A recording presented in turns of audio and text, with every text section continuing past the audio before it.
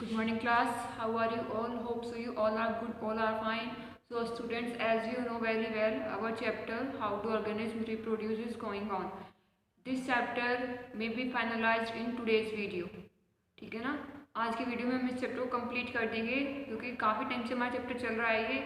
ठीक है, हमारे पास 2 ही चैप्टर हैं लेकिन हमें आगे भी पढ़ना है, फिर रिवीजन भी करना है, सैम्पल पेपर्स भी सॉल्व करने हैं। तो बेटा आज की वीडियो में हमारा ये चैप्टर कंप्लीट हो जाएगा। ओके, तो हमारा कौन सा चैप्टर चल रहा है? Chapter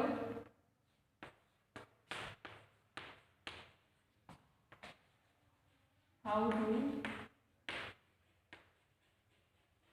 organism reproduce. मैंने आपको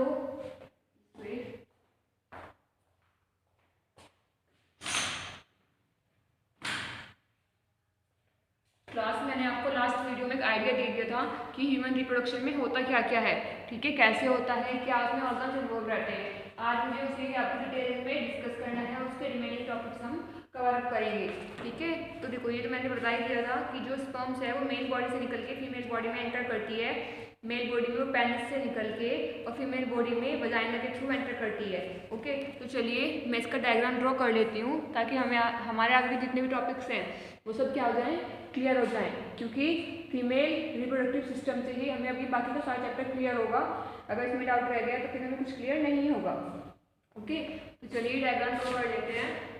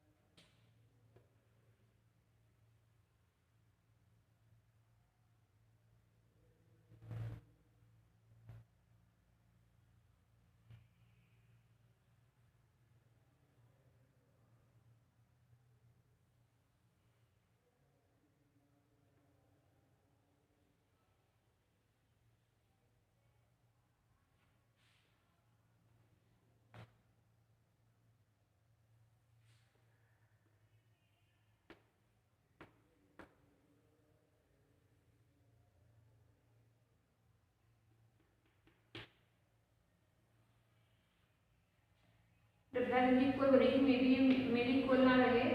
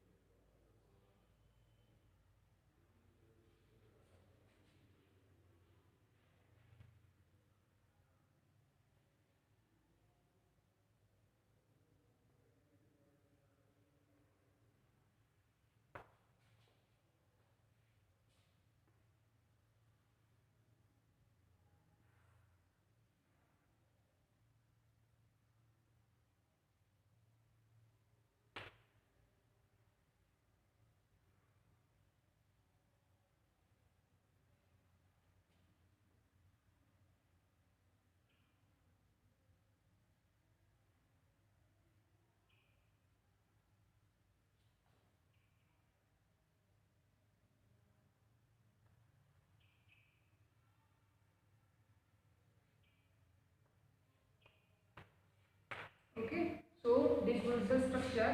This portion is known as vagina. This portion is known as cervix. This is uterus, which is made up of 3 walls. Okay.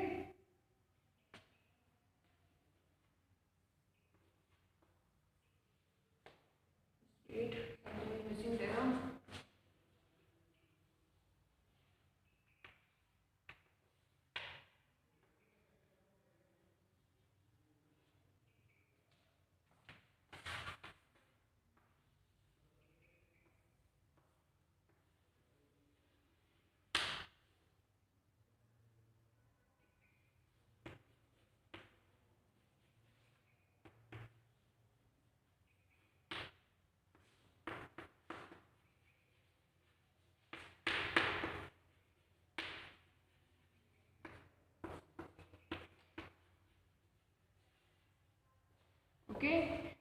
से सही स्ट्रक्चर हमने पहले भी डिस्कस किया था बेटा, या बेटर देन बिफोर, ठीक है। लास्ट टाइम तो हमारा ज़्यादा ही रफ डायग्राम हो गया था। तो चलिए बेटा देखो, ये हमारी क्या होती है, ये ह्यूमन फीमेल्स में क्या मिलता है, ovary. The primary reproductive organ is known as ovary. Ovary में होता क्या है, यहाँ पे एग बनता है, ठीक है। हर 28 डेज पे, ठीक है, एक एग यहाँ से रिलीज होगा। एक मंथ इससे रिलीज होता है ओवरी से, एक इससे होता है, 2 ओवरीज होती हैं। क्या होगा, एक बार इससे रिलीज होगा एग और एक बार इससे, एग को हम अवम भी बोलते हैं। तो जब भी एग रिलीज होगा हर 28 डेज पे, तो क्या होगा, ये जो है यहाँ पे ये ब्रस्ट हो जाएगी। और आपको याद है हमने स्मॉल इंटेस्टाइन में क्या पढ़ा था, माइक्रोविलाई पढ़ा था, फिंगर लाइक प्रोजेक्शंस जो इस तरह से होते हैं, ठीक है। तो ऐसे ही यहाँ पे ये है कि क्या करेगा, जैसे ही एग जाएगा यहाँ पे, इसको एकदम ऐसे कैप्चर कर लेगा और जो एग है वो यहाँ पे मूव करने लगेगा, ठीक है।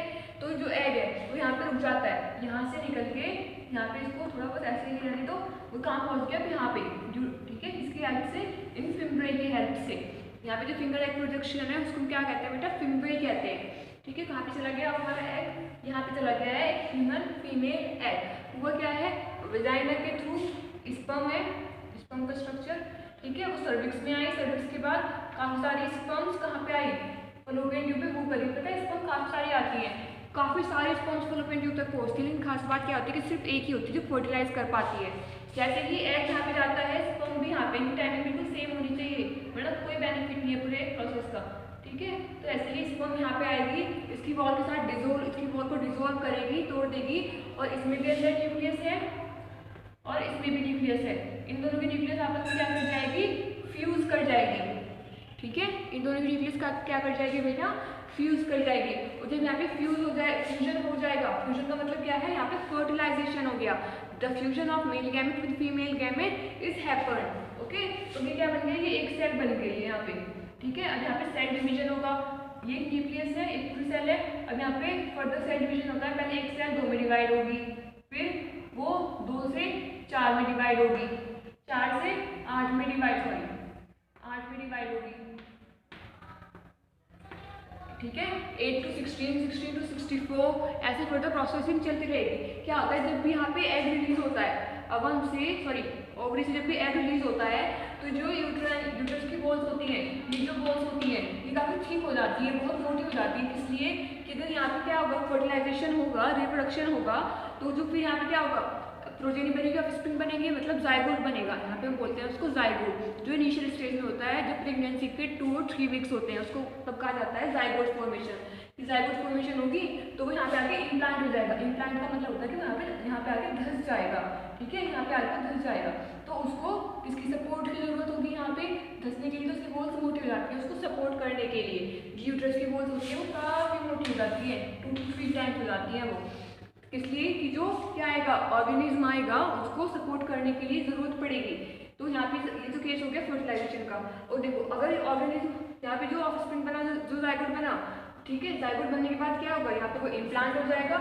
इम्प्लांट होने के बाद उसमें और सेल डिविजन होते हैं, काफी सारे सेल डिविजन होंगे, और जैसे सेल डिविजन होते जाएंगे उसमें ग्रोथ होती रहेगी। पहले वो फीटस होगा, फिर जाइगोट होगा, फिर एम्ब्रियो होगा, ठीक है। पहले 3 महीने उसको फीटस कहते हैं, फिर बाद के 3 महीने उसको जाइगोट कहते हैं, और बाद के 3 महीने उसको एम्ब्रियो बोलते हैं, ठीक है।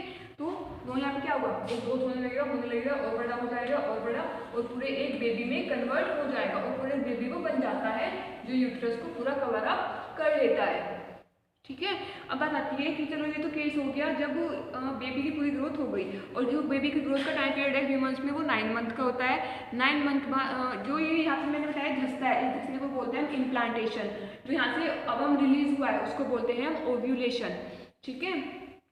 अब उसके बाद क्या होगा, उसके बाद होता है पार्ट्यूरेशन। पार्ट्यूरेशन में क्या होगा, जब 9 मंथ्स कंप्लीट हो जाते हैं तो वजाइना में क्या होता है, यहाँ पे हार्मोन्स रिलीज होते हैं, और वो क्या करेंगे, इस पर कॉन्ट्रैक्शन और रिलैक्सेशन करते हैं। इसमें मूवमेंट होगा, कॉन्ट्रैक्शन रिलैक्सेशन, क्योंकि ये भी एक मसल है। और क्या होता है, फिर जो बेबी होता है वो बॉडी से आउट हो जाता है, बॉडी से बाहर आ जाता है। इस प्रोसेस को कहते हैं हम पार्ट्यूरेशन, ठीक है। क्या प्रोसेस कहते हैं बेटा, पार्ट्यूरेशन,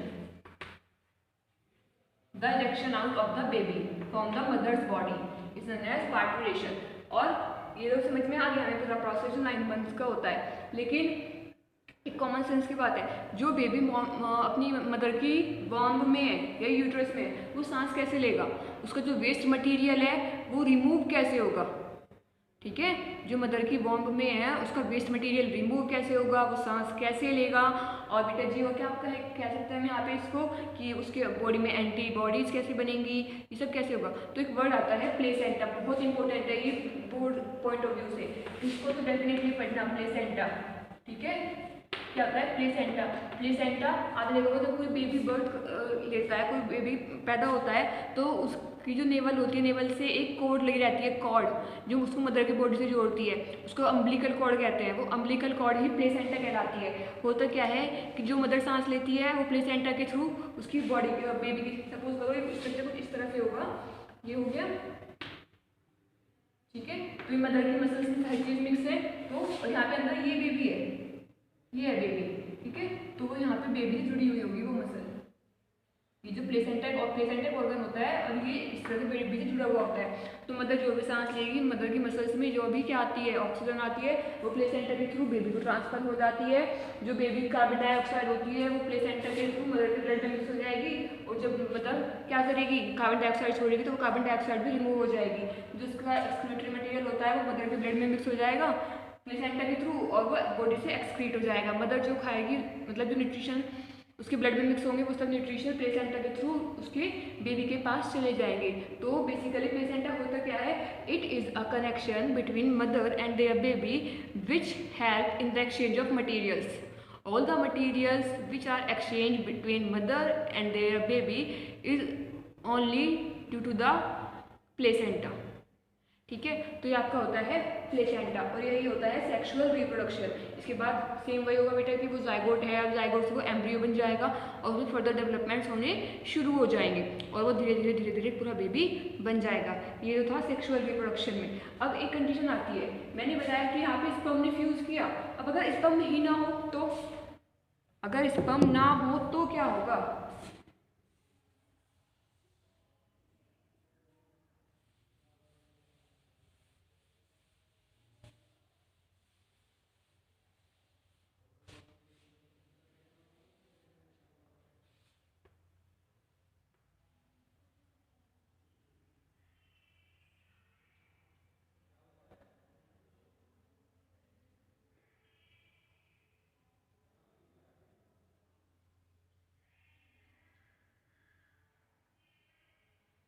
ठीक है, अब बताओ बेटा जब क्या होगा अगर स्पर्म ना हो। तो लिए दूसरा केस पढ़ते हैं, if sperm is not available then what happen, तब क्या होगा।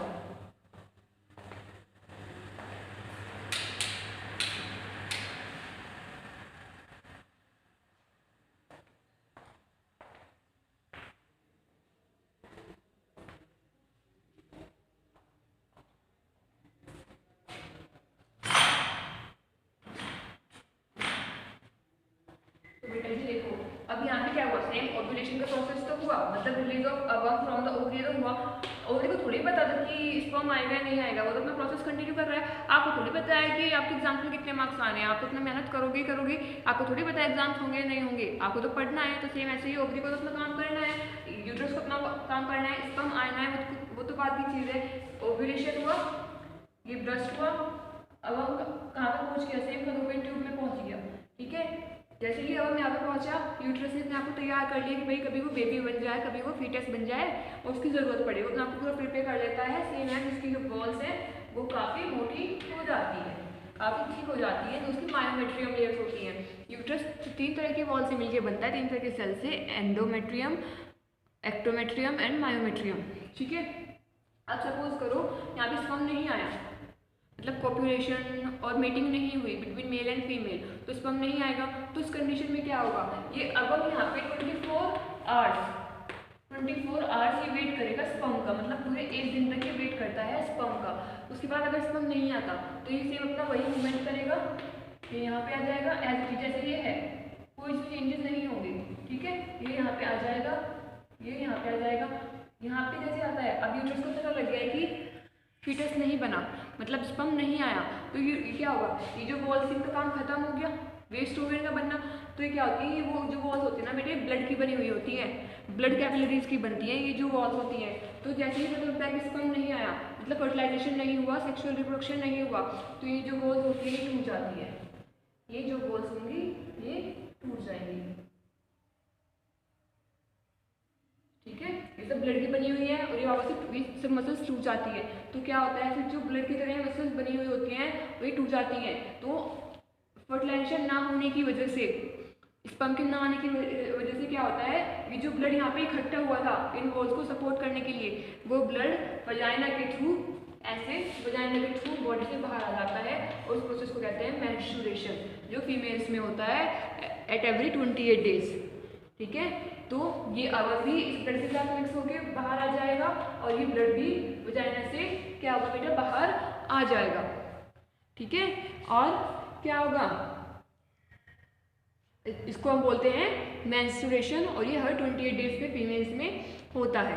ठीक है, एक ये जो स्टार्ट होती है मेंस्ट्रुएशन, ये पूरा साइकिल है, ये पूरी साइकिल 28 डेज तक चलती रहती है, हर 28 डेज पे, हर 28 डेज पे, तो हम इसको कहते हैं मेंस्ट्रुएशन साइकिल और मेंस्ट्रुएशन पीरियड्स।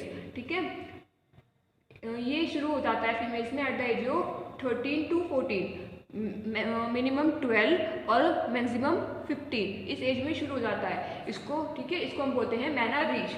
जब पहली बार फीमेल्स में मेंस्ट्रुएशन होता है उसको बोला जाता है मेनोरेज। और एक टाइम ऐसा आता है जब फीमेल्स में एग बनना बंद हो जाते हैं, मतलब अब वो फर्दर प्रेग्नेंट नहीं हो सकती, वो बेबी को बर्थ नहीं दे सकती, तो एग ऐसे, ठीक है, तो एक ऐसी एज आती है कि उनमें फर्दर मेंस्ट्रुएशन नहीं होते, उनमें जो मेंस्ट्रुएशन होते हैं वो स्टॉप हो जाते हैं। मेंस्ट्रुएशन स्टॉप कब होंगे, जब यहाँ पे एग नहीं बनेगा, एग नहीं बनेगा तो यूट्रस की वॉल खुद को प्रिपेयर नहीं करेंगी, वो प्रिपेयर नहीं करेंगी तो वो टूटेंगी भी नहीं। ठीक है, तो उस कंडीशन को जो बोला जाता है बेटा जी, वो बोला जाता है मेनोपॉज। हाउस का मतलब क्या होता है, रुक जाना होता है ना, तो उसमें क्या होता है, वो चीज़ें पॉज हो जाती है। ठीक है, तो ये होता है at the age of 44 to 45। जब कोई भी फीमेल इतने ईयर्स की हो जाती है तो उसमें मेनोपॉज की कंडीशन आ जाती है। तो ये रहा आपका इस कंप्लीट चैप्टर में मेनोरेज, menopause, parturition, placenta, implantation, ovulation. ठीक है, ये मेन था इसमें। और मेंस्ट्रुएशन पे बहुत क्वेश्चंस आते हैं, बहुत ज़्यादा क्वेश्चंस। और क्या होता है, यहाँ पे मसल्स का ब्रेकडाउन होता है जिसकी वजह से पीरियड्स क्रैम्प्स भी बहुत ज़्यादा होते हैं।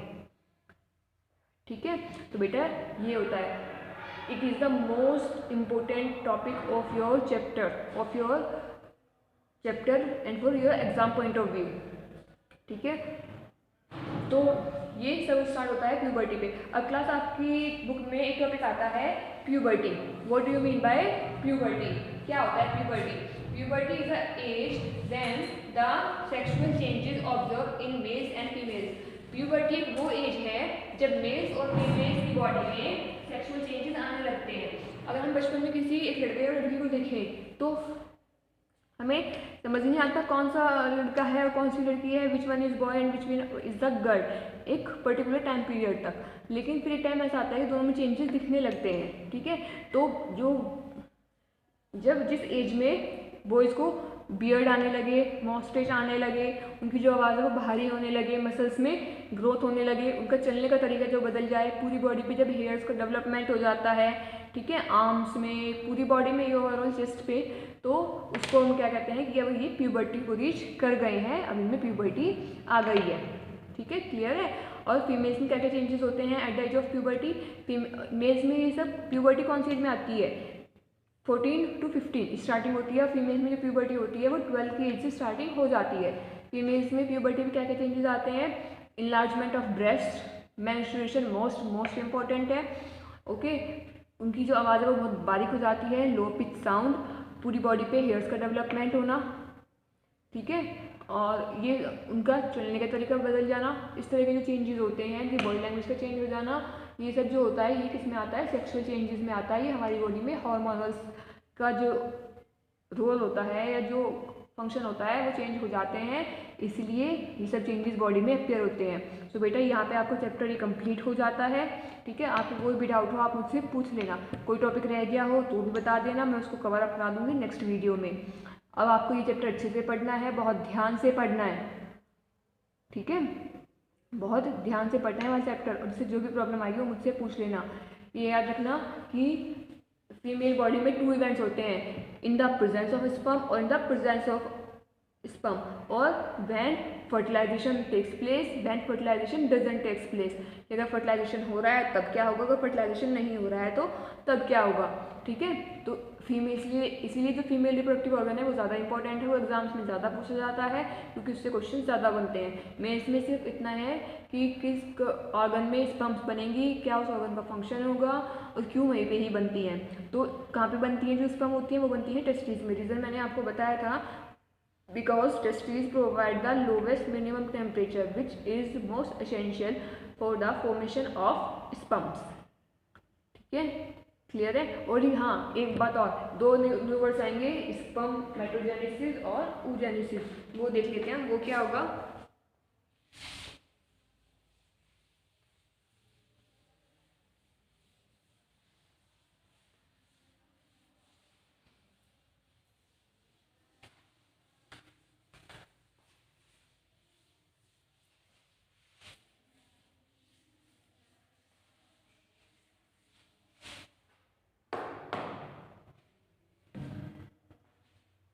एक वर्ड आएगा स्पर्मेटोजेनेसिस,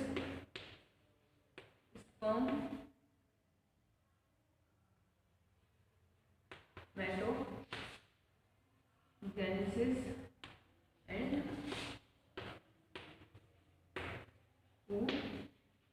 oogenesis। देखो नाम क्या रहा है, स्पर्म, ऊ। ठीक है, अब हमको ऊगोनिया एग भी कहा जाता है, ऊगोनिया ना, ऊगोनिया भी कहते हैं अब हमको। ठीक है, तो वैसे ये वर्ड आया है ऊ। तो और जेनेसिस का मतलब होता है, हमेशा रखना, अब आप लोग बायो पढ़ते हो तो आपको पता होना चाहिए जेनेसिस का मतलब होता है फॉर्मेशन, किसी भी चीज का बनना। तो स्पर्मेटोजेनेसिस में क्या लिखोगे आप लोग,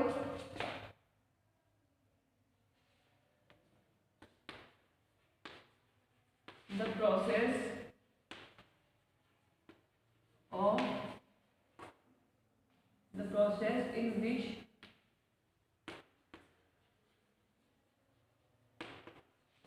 formation of ovum takes place।